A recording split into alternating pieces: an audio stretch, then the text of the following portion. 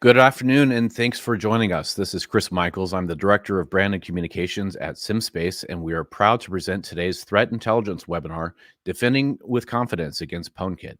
Our speakers today are Matt Kiely and Alex Jones, joining us from our two offensive and defensive content teams here at SimSpace.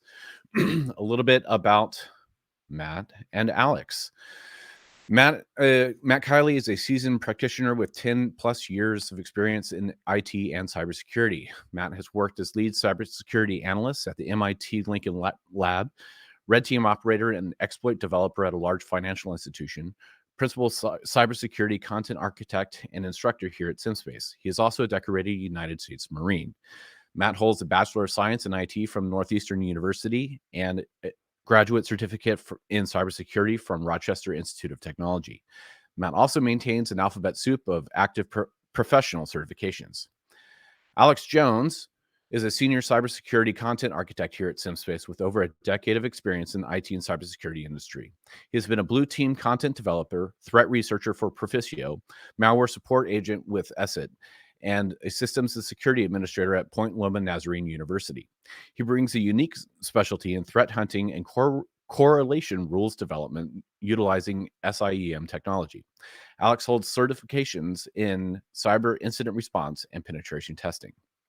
As we are talking about an emerging threat of PwnKIT, we do have one disclaimer.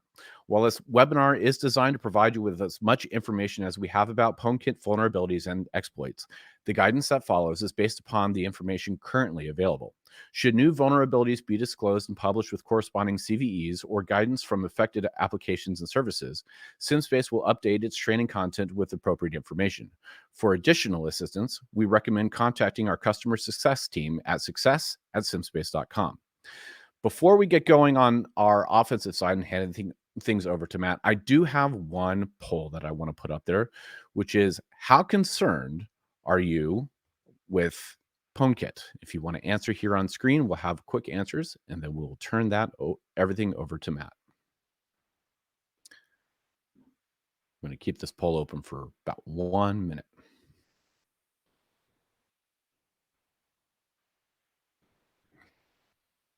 And again, if we have any questions as we go along with this webinar, please use the question tab on the right-hand side. I will be monitoring all questions as they come in to be sure that we have a chance to address them either directly in chat or with the questions offered or answers offered here by our experts. It looks like right now we have 100% of people are concerned or somewhat concerned with their vulnerabilities to PwnKIT.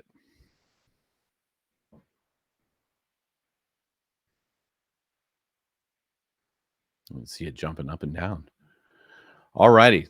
So a lot of people don't even know yet. Matt, maybe you should take it from here and tell them why they should be concerned with PwnKIT. Sounds good. Well, thank you, Chris. Thank you for that introduction. So like Chris said, my name is Matt Kiely. I'm a practitioner of cybersecurity. I specialize in red team operations, exploit engineering, threat research, that kind of thing. So hacking is my wheelhouse. Today, we're going to be talking about CVE 2021 4034. Which is PwnKIT. Note right off the bat the 2021 CVE designator here. PwnKIT was just publicized last week on January 25th, but was discovered by the Qualys research team in 2021, November of 2021. So note the little bit of a discrepancy there. Normally, vulnerabilities that are found in 2022 would have a 2022 designator. This one has 2021, so I thought that was just a little interesting. So what follows in my portion of this presentation today is a demonstration and a conversation about the technical details of the PwnKIT exploit. I am a technical practitioner, and so it is my job to tell the technical story here. Present the facts, present what we know about the exploit, how it functions, and really show what it can do in an environment. And so I will be walking through how this exploit functions and trying to kind of over-explain a little bit. There are a few details in this presentation that are a little bit more on the technical side, but I'll try to keep it in very plain and simple English of what's kind of going on. But if at any point anyone has any questions, please feel free to use the question feature in this webinar, and I will do my best to answer them. So as always, we should start with what we know, what we don't know, and then discern what we think about the exploit. And those are the three things that any good intelligence analyst, and I'm kind of harkening back to my days from the intelligence side in the military, those are the three things that every good intelligence analyst needs to concern themselves with. What do we know about the exploit? What do we not know about the exploit? And then what is our analysis, or what do we think? So I will be presenting that today. So let's get to it. Our subject today is CVE 2021-4034 PWNKIT. This is a local privilege escalation. There is no CVSS score, the Common Vulnerability Scoring System score, at this point. This is still in evaluation. It's still an emerging threat. So there is no current evaluation of the severity of this. However, we will see here through demonstration of the exploit that it will likely be a very high score. And I say that for a few reasons, which we will cover in this demonstration. So let's start at maybe the best place to start, which is the NIST.gov CVE page for 2021-4034. So a local privilege escalation vulnerability was found on PWNKIT's PKExec utility. The PKExec application is a set UID tool, designed to allow unprivileged users to run commands as privileged users according with predefined policies. All right. The current version of PKExec doesn't handle the calling parameters count correctly and ends trying to execute environmental variables as commands. All right, so there's a little bit of technical detail going on here, but what does this mean? The PKExec utility is part of the PWNKIT framework. The PWNKIT framework is installed on every major Linux distribution, and it acts as kind of an intermediary and broker for the privilege access to different parts of the operating system. You can think of it a little bit like it checks a user's privilege level to see if they're allowed, per some predefined policy, to access a resource on a Linux or Linux-like operating environment. So the attacker can leverage this by crafting environmental variables in such a way that will induce PKExec to execute arbitrary code. And this is the principle of the vulnerability here. We are using this PKExec utility and crafting a certain series of requests to the PKExec utility and forcing it to load in a configuration that that benefits us as the attacker. We're going to see what that kind of looks like. Like I said, there is no CVSS score for this right now, but I do anticipate it will be pretty high based on kind of the technicals of the exploit. So we will move over into the demonstration portion of the attack of this exploit. And so what does it look like when this exploit takes place? I will say that the exploit from a forward-facing, I run the code and this is what happens perspective is unremarkable in the truest sense of the word. And we're going to see why that is the case. So I am here on Kiely Linux, which is normally in a lot of cases my attack box. As an attacker, I will use Kiely Linux to stage exploits and run, remote code execution, that kind of thing. But in this case, Kiely Linux is not acting as the attacking box. We're going to use it as the attacked box or the victim machine. And the reason for that is because the PKExec vulnerability exists in every major Linux distribution, including Kiely Linux. Kiely is based on Ubuntu. It's a Debian-based build, and therefore it is vulnerable to this exploit. So what we have done is we have git clone. We've downloaded the exploit, and we're going to change directories into the directory here. Let's list the contents of the directory long form. And I want to, before we even go any further and actually run the exploit to see what it looks like, I want to show the code here because it is kind of remarkable in its simplicity and its condensed nature. Hey, Matt, before we jump in, can we just verify that we are sharing screen? If I can get a thumbs up or... I did hit the button, but I guess it did not. There we go. Right. Thank you so much. Thank you for pointing that out. What I was showing before that, you haven't really missed much. What I was showing before that was the CVE page with just that detail on it. And you can find that here at the NIST website right here. So all I was doing was covering just the text of this and kind of explaining a little bit further. But now that we have our screen shared, we're here on Kiely Linux.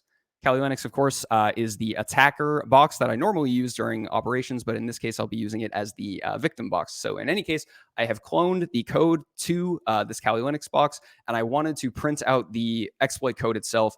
And what I was remarking here was that it is so simple and condensed. I mean, this is maybe 20 lines of C code that causes this exploit to take place. Absolutely incredible and remarkable in its simplicity. But in any case, we have a make file here. So what we're going to do is run the make command, which will compile the exploit as it's needed to be able to run. And then we'll /CVE 2021-4034, which is the compiled exploit. And lo and behold, we do a who am I, and we are the root user. If we do the ID command, something interesting here is that our user ID is still 1000, which is the SimSpace user, the low privileged user. But our effective user ID is 0, which is the root user. And that means that even though my current user ID is still the SimSpace user, I can do things like cat the contents of Etsy shadow, which I should not normally be able to do as an unprivileged user. So that is, from the outsider's perspective, what happens when the exploit is executed. Like I said, it is kind of unremarkable. But as with these things, the fault is not in our stars, but in our code. And let's take a look at what that code actually looks like. What I've taken here is snippets of the vulnerable code from the PKExec utility itself. This utility is written in C, and that is a pertinent detail because this vulnerability exists because of improper bounds checking that is a byproduct, a side effect, if you will, of the use of the language C to write this utility. So let's go over what that actually looks like. In the main function of this program, we are taking in two parameters like we always do with every main function of a program. I want to just pause and say I will try to explain the kind of conventions and the technicals around kind of C programming for those maybe not as familiar. It can be a little cryptic, a little technical, but I'd like to just kind of explain it in simple terms as we go. So in any case, when the PKExec utility is run, it will take in, like every program, two arguments of argc and argv. So argc is the count of arguments that it takes in. And argv is a pointer to the vector of arguments. So when you run a program, you are giving it any number of command line arguments, and those get put into an array. So just a set in memory for that program, and the count of those arguments is taken as well. So if you run program with arguments A, B, and C are going to be put into an array with a pointer. And the count of 3, or really 0, 1, and 2, is going to be put into the argc variable as well. And that's important because it's going to come up here in a moment when we talk about why this code is vulnerable. After we have run the program, we are going to enter into this for loop right here. Now, this is down a little bit further in the body of the code. This for loop is interesting because the contents of this for loop, which I have snipped out, are going to handle the arguments that are passed into the PKExec program. But that's not necessarily pertinent right here. What is pertinent is this part of the for loop. So for n equals 1, and this is standard kind of calling convention for running a for loop in the C programming language, you set an initialization vector to some value, and then you say while the value of n is some kind of case, and this case is it's going to be less than the count of arguments, increment the value of n, and then perform whatever is in the body of this code right here. This is a very standard for loop. Start with an initialization, take some kind of case to keep going, and increment every time that case is not met. Now, the code in here is going to handle the arguments, like I said, but something very interesting happens. Let's assume for a moment, from an attacker's mindset, that we pass in no arguments to the PKExec utility. So our argc is going to be 0 in this case. Assuming an argc of 0, this for loop does something very interesting, and one would call it a bug/vulnerability in the code. Because n equals 1, the value of n is never going to be less than argc, because the value of n will be, let me see make sure that I get this straight. Argc in this case is going to be 0, and n is not less than 0. And therefore, this for loop gets bypassed completely But there's a very interesting side effect. The value of n is stuck at 1. So that is interesting because later in the program, the value of n is then again passed into the argv parameter. And so your argv, given 0 arguments passed into this program, is actually going to attempt to read from a location that does not exist. If you have no arguments in a program, if you try to read the value of argv1, you're not reading anything. There are no arguments to read. But what gets read in that case? Well, that's where this diagram comes in.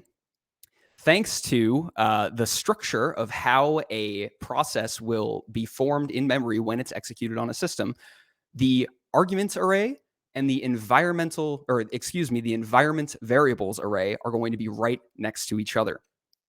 And so if you are attempting to read the argv of 1, you're actually going to be reading, in the case where there are no arguments, the env, the environment variable value of 0. And so this is the principal vulnerability in the code when it comes to the PWNKIT exploit. In PKExec, you can force a value of argv to read the value of env0. So what does that mean in practical terms? It means that if I pass in no arguments to the PKExec utility, and I pass in an environment variable that can be leveraged to get code execution, I can run that environment variable and execute that code. And here's the kicker. Remember how we said that PKExec is used to run commands at the privileged level given a predefined set of policies. Well, what that means, because PKExec is a set user ID binary, that means that it's going to set the user ID for that particular instance of it running to the root user. And there is where the vulnerability comes in, because when I use this particular piece of C code, this function execve, think of it like a way to run a program from another C program. I pass in, hey, we're going to execve the PKExec utility. We're not going to pass in any arguments at all. And then we're going to pass in a series of bad environmental variables that we can leverage as an attacker. And PKExec will write and read into that env0 value, like we set up here, and it will execute the code of your environmental variables. Now, the remainder of the exploit here gets just a little more technical, and effectively what ends up happening is that at a certain point in the program of PKExec, there is a way to change the standard error output's character set, and you can manipulate how that program changes the standard errors output character set to be able to load in a shared object file. A shared object file is a little bit like a DLL for those familiar with the Windows operating system. It's a small piece of code that you can have on a Linux system. And in the normal use case, this will be no more than 3 lines of code. And it will say, we want to convert the error from this character set to this character set.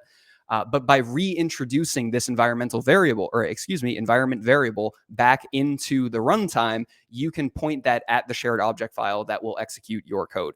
And your code in this case is just a simple spawn a shell at the root level.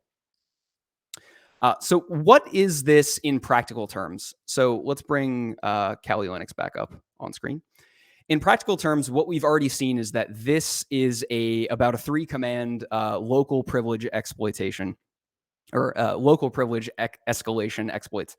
And it is, in my assessment, it's pretty dangerous as far as kind of, if you think an attacker already has a session on the machine, this can be used to trivially escalate that session into the root level. And then from there, you'll be able to do any number of things to the operating system. But this is not remotely executable, which I think is a very important thing to point out here. So when we talk about kind of the level of concern with this exploit, it's certainly concerning in a certain subset of circumstances. Assuming an attacker has a session on a Linux machine and they have the ability to download and execute this exploit, that will grant them root level access to that machine specifically.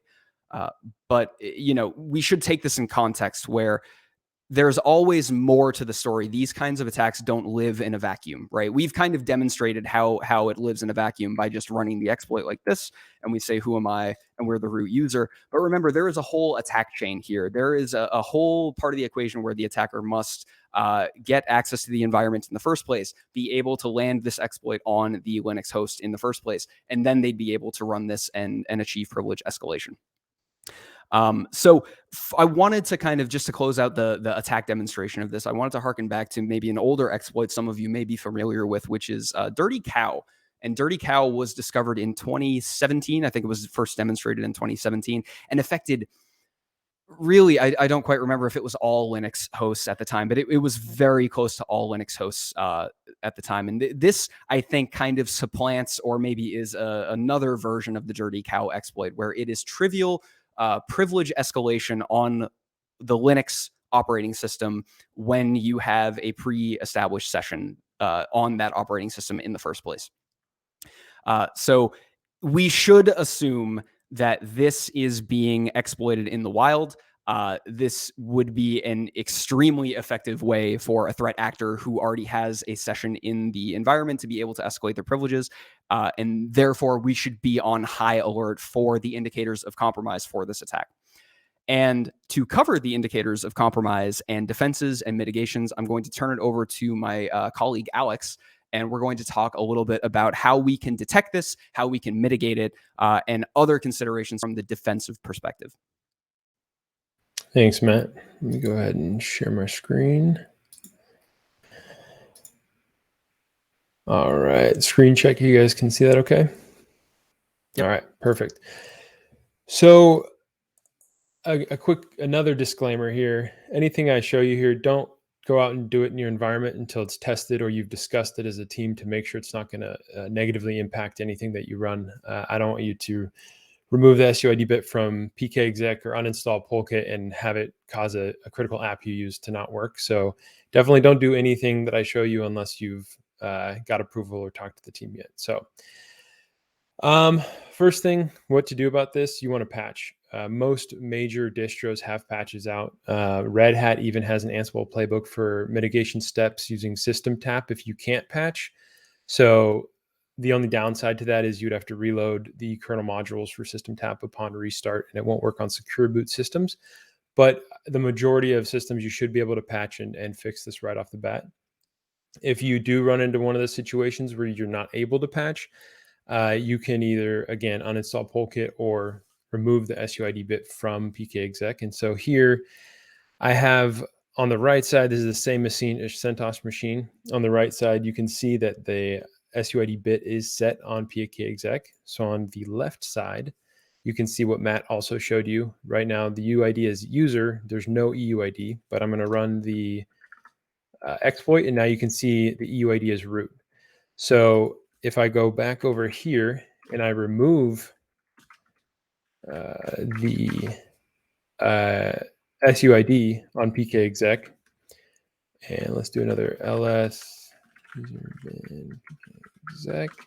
Now you can see that that is no longer set for that SUID. So let's go back over, exit here, and we'll try and run the exploit again. You'll get an error message. It's not going to actually let you do the escalation.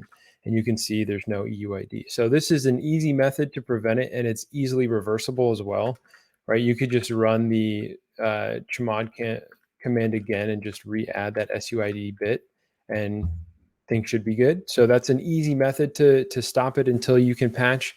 But again, verify you're not going to break stuff by doing that in your specific environment. One really good way to test that is if you have some sort of cyber range like SimSpace standing up, something, an identical dev environment that mimics your system that you want to do this to, you can test it without risk of breaking the production environment. So something like that is highly recommended. The other part to this is you're probably wondering, how do I tell if I've been exploited by this? If someone's used this on us, if we, or in the future, how can we detect if someone's using this on one of our systems?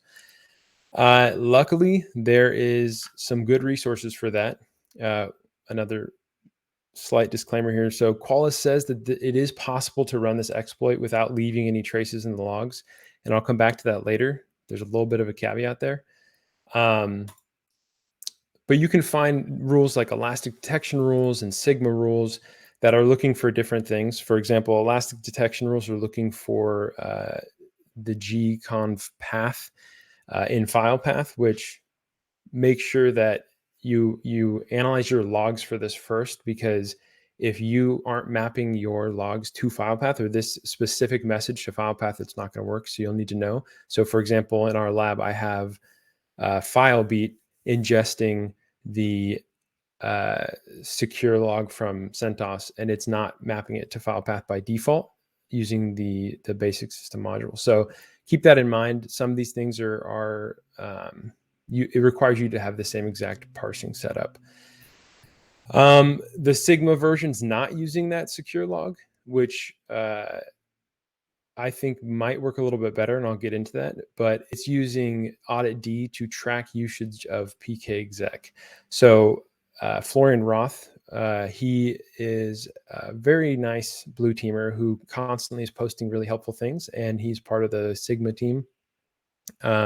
He also hosts an Audit D configuration, which is required. This rule that he added is required to have in your Audit D config so that you can detect this PKExec syscall. So you can either use his Audit D config, which is great, all the rules in there, or if you already have your own Audit D config, you can just add this rule to it, and it'll allow you to do the search that I'm about to show you. So back over to the lab. When we ran this, I'll take us over here. I'll refresh. Hopefully it comes through. So when we ran this, we see two different logs. This bottom log is from FileBeat. So this is pulling in the var log secure.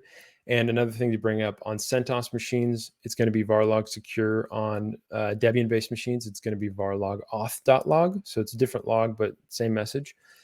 And this is where you will see the error message saying that a variable was not found in Etsy shells. And when we go back to what Qualis said about there being a method of running this without leaving traces in the logs, so far, I've only seen today, one of my teammates brought up a post that showed a method to do this, but when I ran it, you could still detect the activity. It just doesn't log var log secure, but it does execute an insane amount of syscalls for PKExec. So in about a 10-minute period, I saw, I think it was 45,000 PKExec syscalls, which is definitely suspicious. So I would say that even if it doesn't log this, you're probably, if you're using this Audit D config, you should be pretty set to detect that suspicious activity. It's going to be pretty odd to see that happening. So again, that's why I say my preference would be using Audit B, bringing in this this Audit D rule, this syscall for PKExec, because now I can pull this up using this search here. And I can see that, okay, PKExec was used. There's this syscall. User one is the user that executed that. And the effective name is root. So this goes back to when we ran the ID command. It showed us that the EUID is root. This is exactly the same thing, just in the log. So just looking at this, that's obviously quite suspicious if you know who user one is in your environment. So running a simple search for my specific parsing, doing message gconf path and processing PKExec was able to pick this up. But again, in your environment, it's going to depend on the logging that you use and the parsing that you use to depend where these different things are. So it'll take a little bit of digging, but this is using that Audit D configuration, bringing that in, you should be able to detect a good amount of the exploit attempts. And I still need to do more testing on that exploit method. And when more come out, I'll probably test it again just to see if it still works. But as far as I can tell at this point, using that Audit D should be able to pick up some suspicious activity, even if they're not logging to var log secure. That's all I got. So if you want to do questions at this point. We can absolutely open it up for any additional questions. As a reminder, we do have the questions tab open. If you have specific questions that you want to ask either Matt or Alex, we can be sure to get those answered. One question I did have, Matt, if I wanted to use this as a secondary attack or in conjunction with other attacks, how would I know or maybe both of you can answer this in tandem. How would I know that this is being used in conjunction with something else, or is it really an amount of our threat hunting training that's going to help us detect that? So like I said, these attacks exist in a continuum. They exist in a chain. You'll be able to find the user activity per process and user activity per parent-child process relationship. So for example, we downloaded that code onto the machine. That could in and of itself be an indicator, right? If they pull it straight off of GitHub, maybe that particular URL is their kind of giveaway that they're using that exploit. But assume that that's not the case. Assume that they bring it, they upload it via some kind of remote access Trojan. Well, in that case, then we need to start looking for things like was PKExec called from a user's context? Does that warrant suspicion in an environment? That would be kind of the thing, the kind of like parent-child process relationship between when PKExec was called, by whom it was called, and what it did when it was called. And so the telemetry that Alex brought up, the kind of Audit D configurations and file beat, is a really good way to start to hone in on those events when they happen in the logs. Alex, anything else to add on that one? Yeah, and I would also say that the importance of having logs coming into a SIM, right? Because if you don't have them coming into a SIM and you're reliant on going into a system and looking at those logs, and Matt could probably talk to this better than I can, but it's much easier for them to sanitize those logs and remove the traces of themselves on a system. Whereas if you're sending those logs out to another system somewhere else, they're out of luck, right? That's already left the system. It's stored somewhere that they probably don't have access to quite yet. And it's going to allow you to detect it without them manipulating the logs and hiding from you. Yep. So remote telemetry is incredibly important for that reason, particularly once an adversary lands on a machine with root access, as is the case after they've utilized an exploit like PWNKIT, you cannot trust a single thing that's on that machine anymore. It's time to examine the logs that have been pulled to another location. So yeah, incredibly important to get logs over to a remote system for out-of-band analysis.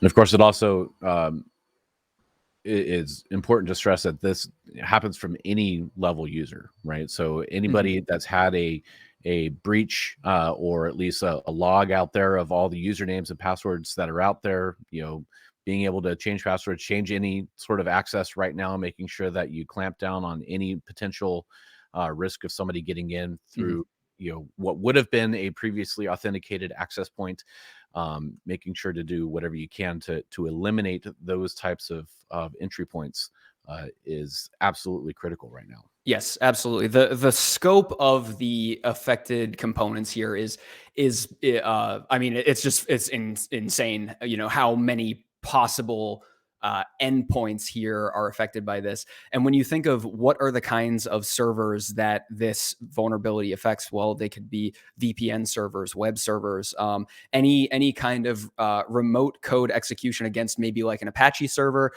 If an adversary has landed on that, this is a viable method of privilege escalation for them. And like Chris said, it's any user that has the capability to run code in the environment. All they would need is initial access.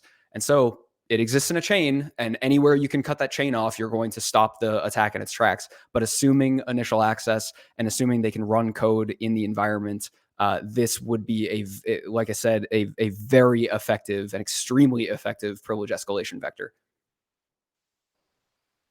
Excellent. Well, it doesn't look like we have any additional questions right now in our questions module. So we'll wrap things up here. Thank you, Matt, and thank you, Alex, for taking the time out of your day to explain PWNKIT to us all. For anybody else that would like any additional information, SimSpace has created a pretty robust blog talking about the 7 critical steps to defending against PWNKIT. In it, we specifically lay out how to identify vulnerability and locating systems that are running PWNKIT, determining if you can be exploited, prioritizing the remediation, validating and affecting specific patches with links directly from Debian, Red Hat, Enterprise Linux, and Ubuntu builds right now, how to test and deploy understanding your defense in depth as well. And our friends over at Simulate are actually creating an entire module that we hope to be presenting soon in a forthcoming webinar on how to do your defense in depth testing. And then lastly, any additional resources that you need, whether it's links to Qualys, the MITRE CVE, links from NIST specifically, and all the individual patches.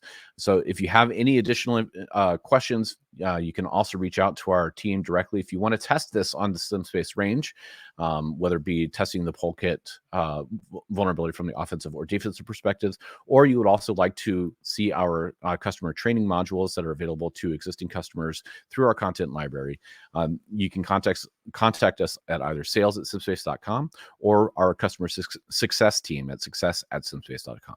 Again, that concludes our webinar today. Thank you very much for joining us. If there are any additional questions, feel free to reach out to us. In the meantime, everyone stay safe, be confident in your security posture. Thank you very much.